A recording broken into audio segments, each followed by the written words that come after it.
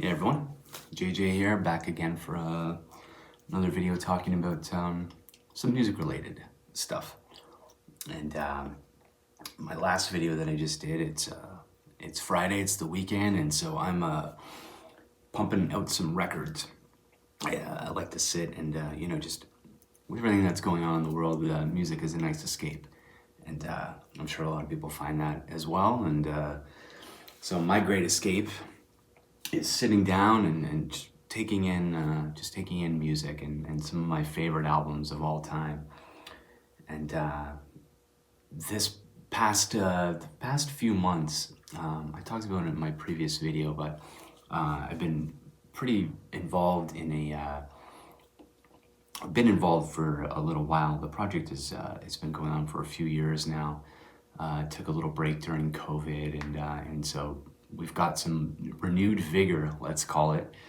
And this project, it's called Pyrite X, and we did a big push to kind of finish the album, and so the mastering and everything is completed, and we're getting some limited run vinyl presses done.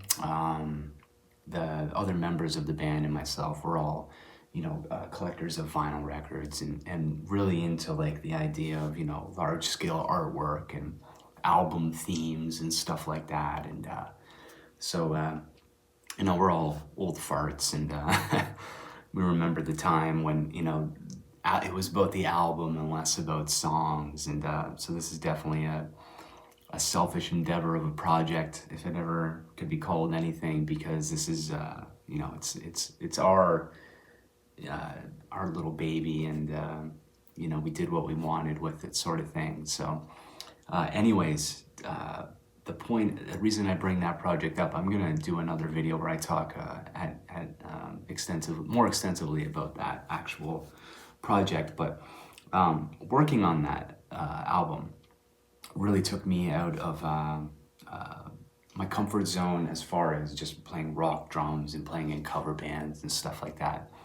And it was honestly like a really, really eye-opening experience, and kind of brought me back to like where I was 30 years ago as a developing drummer, and just taking in music and kind of hearing things for the first time and interpreting them in my own way.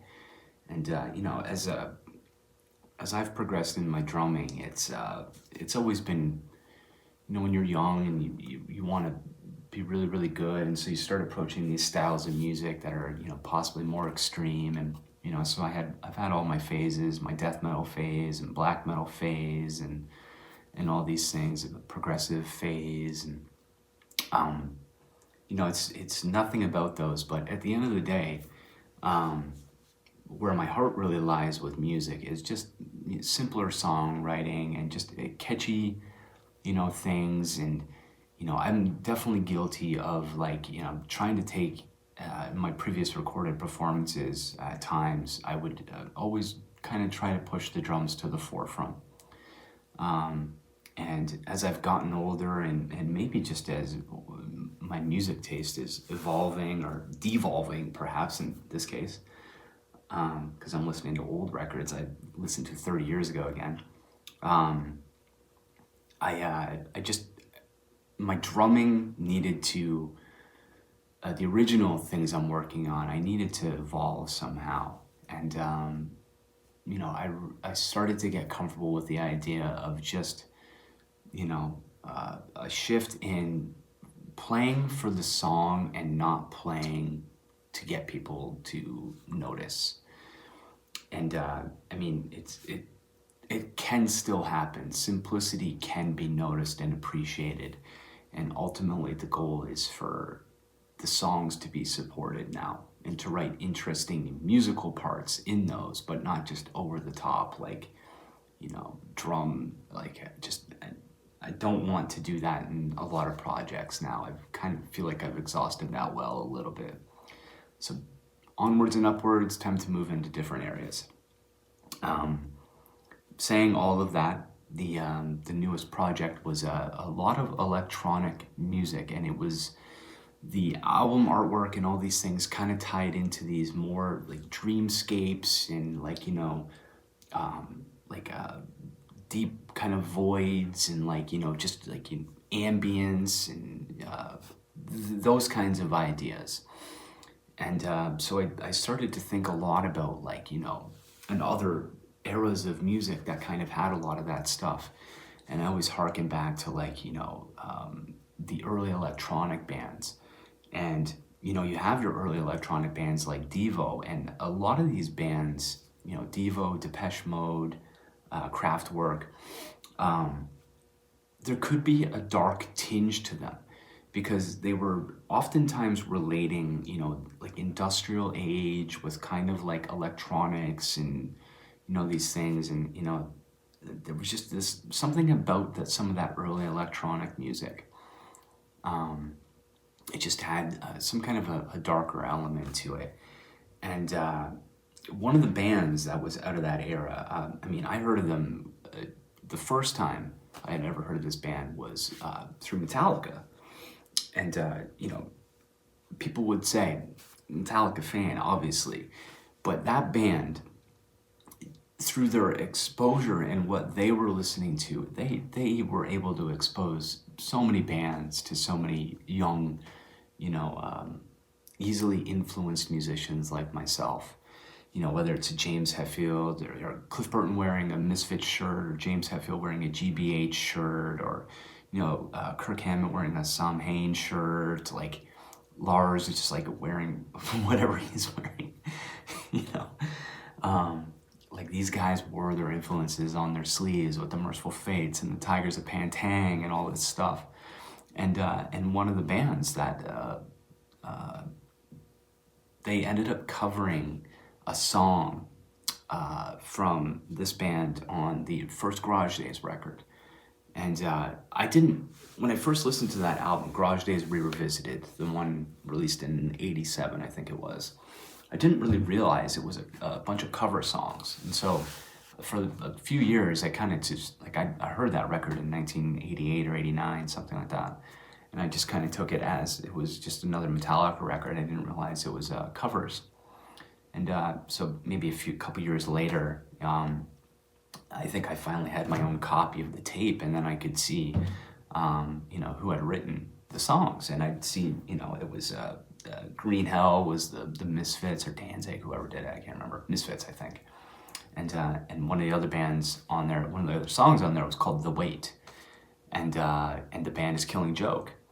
And it was probably, it had to have been 3 years, I think, until I actually got my hands on the original version of the Killing Joke version of The Wait, which is on, I can't remember the name of their album. It's on their very early record from 1980 or something like that.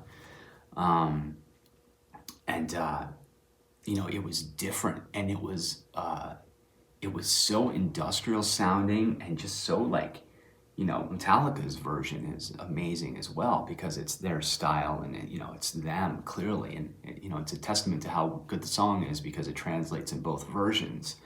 But the Killing Joke version has this really dark, like nasty vibe to it. Like just it's just like angry, and it's just like getting to Killing Joke, that was my first exposure to them, and so obviously I wanted to explore more because I thought if they're cool enough for Metallica to cover, then they're cool enough for me to listen to, and so the record I ended up getting, not this particular one. This is I picked this up a few years ago. This is the UK press of Killing Joke's album called Nighttime, and this record is beyond good. Like it's phenomenal. Like there's not many albums like this, and the reason I say that is because the influence that a band like this and the songs that this has on it go across so many unbelievably good bands would cite Killing Joke, and this record probably has a huge influence as well. The influence I took from it regarding my current project was, just this kind of like themes of love and dark and like longing, and just trying to capture these like ambiences. This project is all about ambience and creating soundscapes and things like that for the music to develop, rather than the drums covering up all these things. I want the drums to embellish it. And this record is a phenomenal example of how you can do something like that. The drummer from this band, his name is Paul Ferguson, who's that handsome chap right there. And I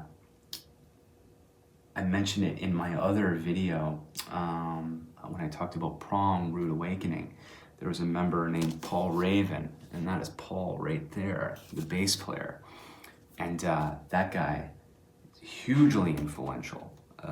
I'm probably not alone in drawing inspiration from other musicians besides just drummers. And Paul Raven, as far as writing catchy bass parts and hooks, this album is just riddled with that kind of stuff. Got this album, fell in love with it, just listened to it, stepped away from it for a while, and I fell more in love with bands like Depeche Mode. They just had a bigger catalog, and kind of, not to say Killing Joke didn't have a lot of amazing songs, but this one was by far my favorite. And where Depeche Mode had, like say 4 or 5 records throughout the 80s, that kind of were all in that dark kind of electronic era. This was kind of the only one that really did it for me with Killing Joke. And right time, right place, probably around the same time I was listening to Rude Awakening, 1996, somewhere around there, was when I really, really got into this album. And songs like Nighttime, and you would know the single off this album was a song called Love Like Blood, which is just amazing. Like I get chills thinking about a song like that, because it's so emotional. Not that I have any particular emotion attached to the song, other than just like, I don't even, it makes me feel something, but I don't even know what it makes me feel. It's this moroseness and this sense of loss or something along those lines, and it's very surreal in its soundscape. And Geordie, who was the guitar player, who was unfortunately also just recently died, I believe last year in 2024, which was a huge loss. He was such a unique guitar player, and he added this just like element to it. If you might be more familiar with, say, a band like Depeche Mode, if you're at all familiar with a song called I Feel You from Depeche Mode, the guitar line in I Feel You is basically kind of like what every Killing Joke song has. He has this very, very distinct guitar tone, and I've talked with a handful of other guitarists, and it's very unique, and it's his. There is no mistaking it. It's unique to him. It's not over the top. It's not shred. It's not Eddie Van Halen. It's nothing like that. It's just soundscape. And there's an amazing performance. Well, actually, forget about that. Let's talk about the performance last that I'm going to mention. But another song that's on here is 80s. And so, there's a big thing with Kurt Cobain, and Come As You Are. The guitar line is basically lifted. It basically is lifted from the song 80s. I believe there was even a lawsuit that was filed. I don't know if it was ever settled or not, but somebody dropped it on the Killing Joke side. And but yeah, the songs are, you can see the influence. Clearly Kurt Cobain was influenced by a band like this, not only with his the lyrical kind of vague, painting pictures instead of delivering direct messages, and performance wise, like these guys were one of the best, just one of the most compelling live bands. And it's kind of stunning that they could sound that good live with only 4 guys. I think they may have had a keyboard player come in at times, but unbelievable band. There is a performance, if you're curious at all, since you're already on YouTube, it's an easy search. I believe it's from 1980. This record came out, it must be 1986 or something. maybe 85, right when this album came out. Anyways, it's a performance from Top of the Pops. Maybe I'll even try to link it at the bottom here if you do want to check it out. But Top of the Pops in the UK, they did a actual live performance, which wasn't that common back then on that show. And they played Nighttime and Love Like Blood, Kings and Queens from this. And it's just one of the best live performances I've ever seen. It's stunning. And yeah, so this band was hugely influential for me for many years. Kind of not lost to the sands of time, but kind of forgot, you know, it happens. And once again, start working on this new project of mine, and I'm looking for inspiration. And I'm start laying down demos and ideas, and I'm like, this sounds familiar. Where am I getting these? And sure enough, I'm stealing them from these guys. So if Kurt Cobain can steal the ideas, so can I. But yeah, really, if you're looking for you know, just something to kind of put on and just kind of mellow out to, this is just a massively, like just a beautifully recorded and just such a wonderful soundscape, and you can get lost in albums like this, or at least I can. You know, it's a nice refresher from modern music. Let's put it that way. But yeah, check out all their records. They have a vast catalog, and there's a lot of different stuff from these guys. But if you want kind of like a, you know, a Depeche Mode before Depeche Mode was kind of Depeche Mode, Killing Joke Nighttime is your album. And yeah, I love these guys. And yeah, so this has been the one about Killing Joke Nighttime. Check it out. Cheers.